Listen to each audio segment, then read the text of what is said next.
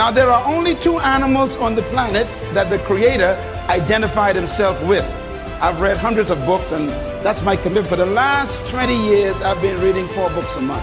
And that gives you an idea of how much reading I do. Because if you're going to become influenced in the world, you have to be a reader. And when I read the Bible, I was shocked to find that there are 2 animals that the Creator identified himself with. The first one is the eagle, and the second animal is the lion. And when I identified those 2 animals as his favorite to identify himself with, I recognized I better study these 2 animals, because if he is the leader of the universe and I want to be a leader on earth, I better find out the nature of these animals and also the attitude of these animals. And I discovered that both of them are the kings of their domain. The eagle is the king of the bird kingdom, and the lion is the king of the animal kingdom. Well, I want to talk about the lion today, even though I can do a session on the eagle, which is very important. But let's talk a little bit about the lion. The lion has what I call the spirit of leadership. And this word spirit here is referring to attitude. A leader has an attitude that makes him or her different from followers. And the lion exhibits that attitude. We have to cultivate the same attitudes that the lion has, because the lion apparently has been given the same attitudes that God himself identifies with, and he put it in these creatures. And apparently you and I are supposed to be the king of the animal kingdom, the rulers of all animals. So obviously we have somewhere trapped on the inside these same potential attitudes. Now, the lion is the king of the jungle, but the lion to me is a great source of encouragement to all of us. Number 1, the lion is not the tallest animal in the jungle. Number 2, the lion is not the largest animal in the jungle. Number 3, the lion is not the heaviest animal in the jungle. Number 4, the lion is not the smartest animal or the most intelligent animal in the jungle. And yet, the lion is the king. You don't need to be intelligent. You don't need to be smart. You don't need to have a certain height. You don't need to have a certain weight. You don't need to have any kind of advantage. And yet you can be the leader. Now, what's the main thing that shocks me with the lion is that the lion is not larger than the giraffe, bigger than the elephant, or heavier than the hippo. He's not as smart as the hyena or the snake. And yet, when he shows up, they all run away. The lion, therefore, cancels all of your excuses for not becoming a leader. What makes the lion so unique? An army of sheep led by a lion will always defeat an army of lions led by a sheep, because leadership can transform cowards into violent warriors. Why would a lion become the king of the jungle when he has all of those limitations? He's not the tallest, not the strongest, not the smartest, not the heaviest, not the most intelligent, but yet he runs things. The lion is the king of the jungle because of one word: attitude. The lion has a different attitude that makes every animal afraid of him. Now, we don't want to lead by fear, but it does take respect for you to become a leader. When I use the word fear in the jungle, we're talking about respect. The elephant respects the lion. The hyenas respect the lion. The giraffes, they respect the lion. What makes these massive animals respect such a small cat? The attitude is the difference. For example, a lion will see an elephant, and the thing that comes to his mind, one word: lunch. Now, the elephant is 10 times the size of the lion, probably 50 times heavier, and has more power. One stomp of his feet could destroy the lion. But when the lion sees the elephant, he doesn't look at size and weight and strength and power. He looks at lunch. I could eat this thing. And he acts the way he thinks. You see, the size is not the problem. The weight of the elephant is not his concern. What makes him act is the way he thinks. And because he thinks he can eat the elephant, he attacks him. Leadership attitude. Now here's another amazing mystery. The elephant is larger, bigger, stronger, more powerful, heavier, and more intelligent. And yet when the elephant sees the lion, one word comes to mind: eater. The elephant is controlled by the way he thinks. He thinks that he is lunch. Therefore, his size, his weight, his power, his might, his authority is a victim of the way he thinks. It doesn't matter how big you are, how intelligent you are, how many degrees you get. It's your mind that keeps you small. And it doesn't matter how small you are, or how unintelligent you may seem to be, or how much you don't have. It's your mind that makes you the leader. Attitude. The difference between a leader and a follower is attitude. Why? Because it is unique attitudes that distinguish leaders from followers. They think differently. And that's because attitudes produce certain behaviors.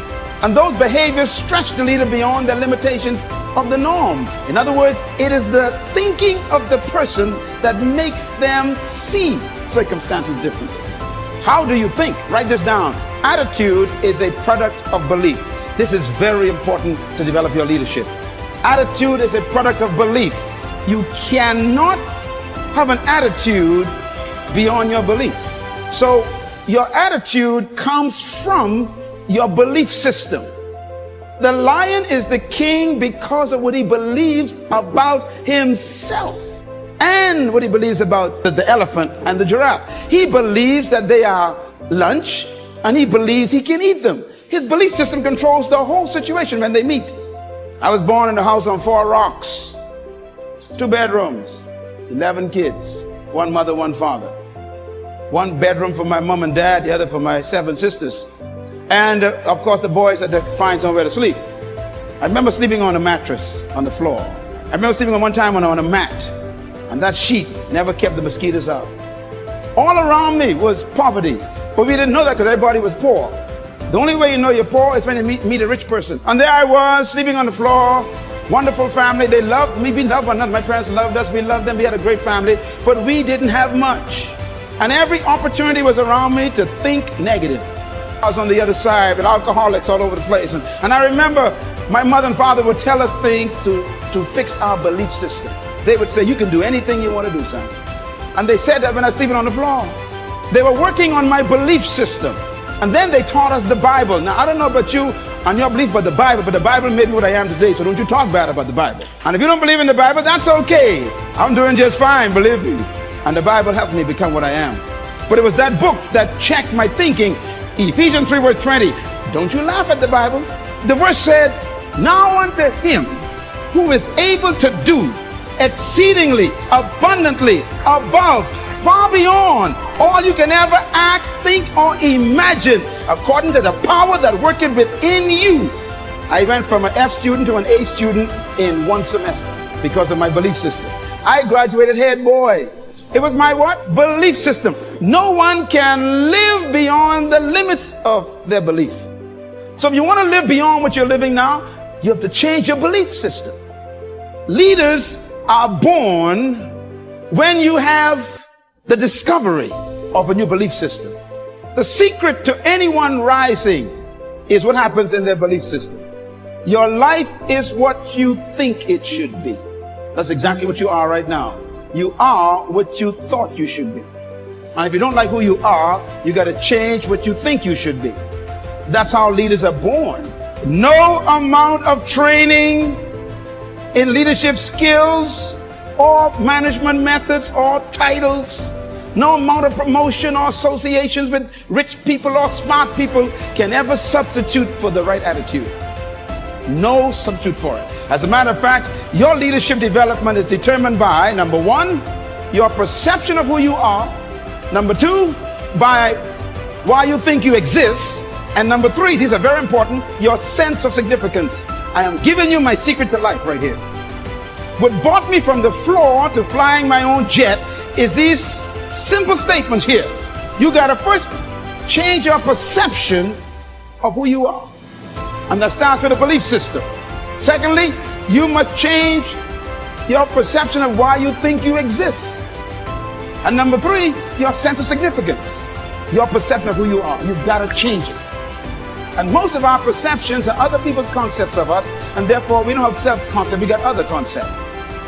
What is your perception of who you are? And the second one, why do you think you exist? You've got to discover that you were born for something, some reason. There's some purpose for your life. If you don't discover that, you'll always have a job, and we'll bury you in an average grave with an average tombstone. Discover that you are important to the human race, you are important to the world, you are important to your universe. When I had to grapple with that question, it was tough, because I've been taught by society, like you have, that you are just a social security number or some NIB number, or you're some just kind of a worker in the system. But that's not true. You were born to do something very significant in the world, and you have to get to the point where you believe that. Cultivating these attitudes are the key to becoming a leader. Now, when attitudes of leadership is married to the ability of leadership, then you become a leader. You can have potential, but if you don't have the belief, your potential becomes a victim of your present belief. Remember the elephant? The elephant has great power, but what makes him afraid of the lion is his belief system. So your mentality has to be equal to your ability for you to manifest leadership. You do have the ability, you were born with it, to be a leader, but your mentality hasn't matched it yet. And that's why all of your capacity to lead is buried under your lack of belief that you can. Belief is so powerful, it can make an elephant act like a sheep in the presence of a lion. You know, normally people who are insecure, whenever they meet somebody who is confident, they always call the confident arrogant. When you discover who you are, you can't help but be confident. I don't pretend, I don't try to have confidence. If you try, that means you ain't got it. You're faking it. Confidence is a product of belief. What you believe about yourself determines the way you think about yourself, and the way you think about yourself is the way you behave. And you behave bold and confident and valid because there's some things you discovered about you and about life that makes life change a perception. You can never fully carry out the mandate of leadership if you don't have the mentality of leadership.